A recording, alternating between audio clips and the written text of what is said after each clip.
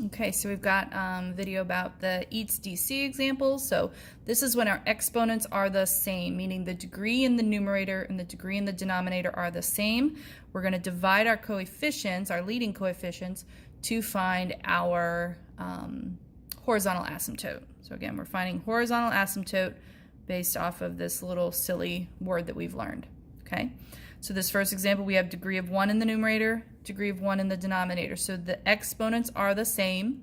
We're going to divide the coefficients. So my coefficients are 2 and 1. So 2 divided by 1 means y equals 2 would be my horizontal asymptote. So this means my graph overall went up 2.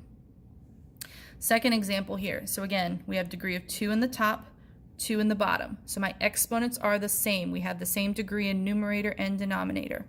My coefficients are 1 and 1. So we would do y equals 1 divided by 1.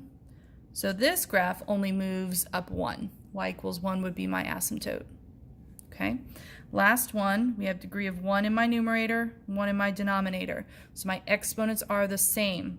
We're going to divide our coefficients. So -3 divided by 1 means that this graph moves down 3, and that's where my asymptote would be located. Okay.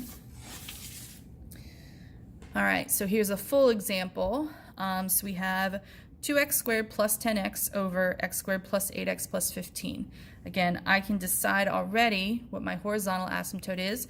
My exponents are the same, so I'm going to divide my coefficients. 2 divided by 1. So y equals 2 is my horizontal asymptote. My whole graph moved up 2. Okay, I want to work on factoring. So my numerator has a GCF of 2x. My denominator has my numerator has a GCF of 2x. That would leave me x plus 5. My denominator, we can do, let's see, x plus 3 and x plus 5. Okay, so we have two factors down here that would create a restriction or point of discontinuity. X cannot be equal to -3. X cannot be equal to -5. Both of those values would cause us issues, would make our overall fraction undefined. Okay, all points of discontinuity are either a vertical asymptote or a hole. Because I have two of them, that's going to mean I have one of each. One of these makes my hole, one of these makes the vertical asymptote. All right, so the one that I can cross out, since I can cancel out that x plus 5, that means I have a hole at -5 something. I'm going to figure that out in a second. According to my vertical asymptote, that's the one that I'm not going to be canceling out. So that means my vertical asymptote would be at -3. So my graph overall moves left 3.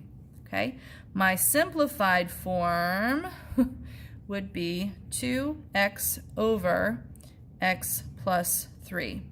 So if I plug in -5, that's going to be, let's see, -10 over -2.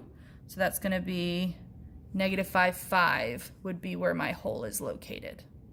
Okay, for Eats DC examples, I'm not going to have an issue with oblique or slant asymptotes because I already have a vertical and I have a horizontal. Okay, so in terms of graphing, I would go, let's see, looks like left 3, so that's my vertical asymptote.